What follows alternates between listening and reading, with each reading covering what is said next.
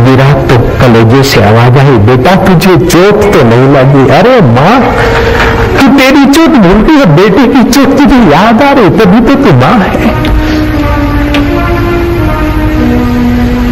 दस शिक्षक, एक आचार्य, सौ आचार्य, एक पिता, सौ पिता मिला दो 100 पिताओं का भाव, तब एक माँ का हृदय बनता है। और दुनिया भर की सभी माताएं तो तेरा ही स्वरूप है माँ, तो परशुराम को क्षमा नहीं कर पाएगी क्या? माँ कहती क्षमा तो मैंने कर ही दी कृष्ण, परशुराम को मैं आशीर्वाद देती हूँ, बेटा तेरा परशु अजय होगा, तेरा यश धरती पर फैला रहेगा और गणपति तुम्हारे बीच स्नेह रहेगा।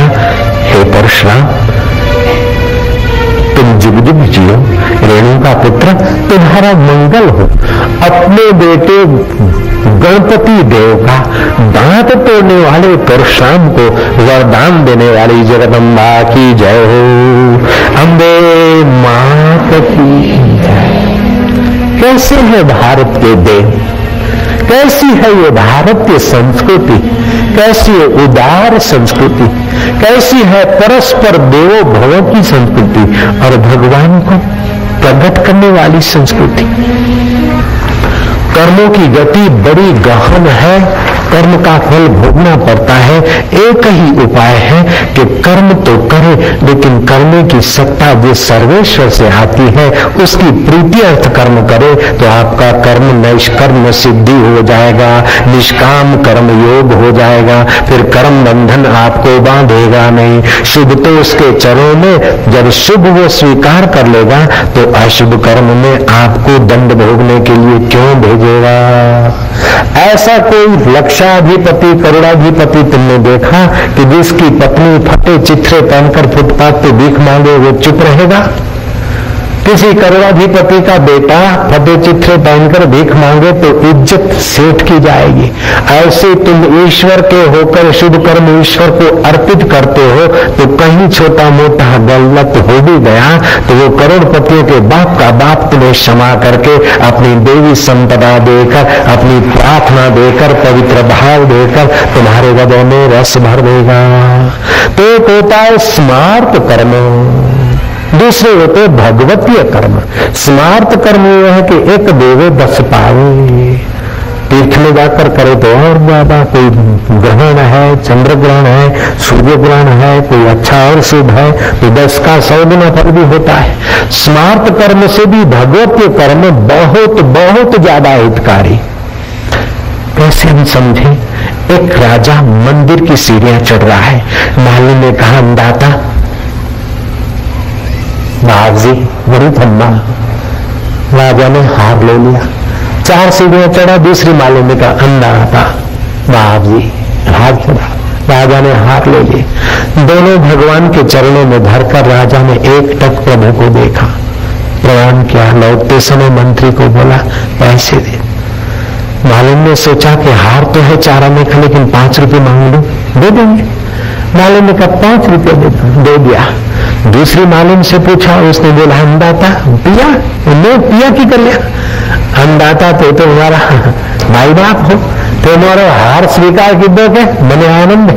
मैं तो वो प्रार्थना करके रोज धनु जी वो अंदाता खम्मा पधारो, रोज मेरा हार लिया। कितना भी राजा ने कहा लेकिन मालिन ने नहीं लिया। राजा ने इस वक्त तो कुछ नहीं दिया, मालिन की सेवा स्वीकार कर ली, लेकिन सेवा स्वीकार कर ली किसने? राजा ने। मंत्री को कहा कि इसका एड्रेस खोज लो, इसके बेटे को राज्य की कोई खास नौकरी पे रख दो और उसके पास जमीन कितनी जांच कर लो, 10-15 एकड़ से जमीन दे दो। अब राजा उसके फूलों की कीमत 4 आने के बदले 5 रुपया नहीं चुकाता है, अपनी ओर से देता है। ऐसे जो आप कर्म करते हो, माँ की सेवा करो, बिचारी माँ है, मैं बेटा हूँ, सेवा करूंगा तो मेरे को वारसा मिलेगा, है तो विकर्म बना दिया। गरीब गुरबे की सेवा किया जरा दिखावे के लिए, विकर्म बना दिया, बंधन बना दिया। कुछ कर्म किया सेवा का, मेरा नाम हो, वाहवाही हो, गड़बड़ कर दी। कर्म तो किया लेकिन वाहवाही हो चाहे गालियां पड़े, ईश्वर मेरा खुश हो, तो आपने कर्म को अकर्म बना दिया और आपके कर्म को भगवान ने स्वीकार कर लिया। और भगवान जब देगा तो राजा से भी अनंत गुना देगा। राजा तो 5-25 एकड़ जमीन दे दिया, छोरे को नौकरी दे दिया, लेकिन वो राजाओं का राजा तो अपने आप को दे डालता है, अपने आप को प्रकट कर देता है तुम्हारे हृदय में। ये होता है भगवतीय कर्म। तो आज का ये श्लोक हमें कर्म करते समय कर्म बंधन बढ़ाने के लिए कर्म न हो, अपितु कर्म से कर्म काटने की कला सीखें। कर्म बंधन में कर्म काटने की कला ये गीता सिखाती है। तो भगवान अर्जुन को कहते हैं कि मया आसक्त मना पार्थ योगम युंजन मदाश्रयः असंशयम समग्रम माम यथा व्याससि तत्सृणु।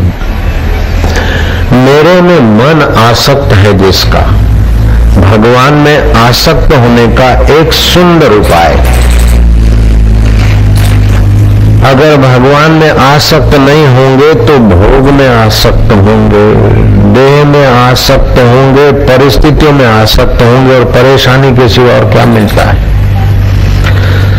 ईश्वर में आसक्ति नहीं होगी, शाश्वत में आसक्ति नहीं होगी तो नश्वर में होगी, और नश्वर की आसक्ति बारंबार नाश के तरफ धकेलेगी। फिर जन्म लो और फिर नाश हो जाओ, फिर जन्मो और फिर मरो, फिर जन्मो और फिर मरो, ऐसे करते करते सदियां बीत गई। भगवान बुद्ध कहा करते थे, हे भिक्षु को, ये जो पहाड़ दिख रहा है तुम्हारे कई जन्मों के अस्थियां इकट्ठी करे तो इस पहाड़ को नन्ना कर दे, इतने तुमने जन्म लिए। और ये जो सरोवर लहरा रहा है तुम हर जन्म में रोए हो और उन आंसुओं को एकत्रित करें तो ये सरोवर छोटा दिखेगा। अब तुम चेत जाओ, सावधान हो जाओ। भगवान कहते हैं मया आसक्त मना पार्थ योगम युंजन मदाश्रयः असंशयम समग्र माम यथा व्याससि तत्सृणु। हे पृथु नंदन, मुझ में आसक्त मन वाला मेरे आश्रित होकर योग का अभ्यास करता हुआ तू मेरे समग्र रूप को निसंदेह जैसा जानेगा, उसको सुन। भगवान के समग्र स्वरूप को जानने के बाद आपका समग्र व्यवहार भगवतमय हो जाएगा। आपकी निगाह साकार निराकार और उनसे विलक्षण सभी में परमात्मा को देखोगे। जैसे सोने को जान लिया तो बहने को देखते भी सोने को देख रहे हैं और सोने को देखते हुए भी सोने को देखते, और सोने को एक गोल लबड़ी जैसा बना दो या कुछ सिक्का बना दो तभी भी आप सोने को बांधते। ऐसे भगवान के समग्र स्वरूप को जानने वाले के लिए साकार निराकार का भेद नहीं रहता और दूरी नहीं रहती।